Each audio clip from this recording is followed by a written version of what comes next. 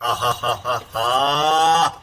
આહાહા. એક નંબર, એક નંબર, એક નંબર, એક નંબર. ગણપતિ બાપ્પા મોર્યા, ગણપતિ બાપ્પા મોર્યા, બાપ્પા મોર્યા રે, બાપ્પા મોર્યા રે.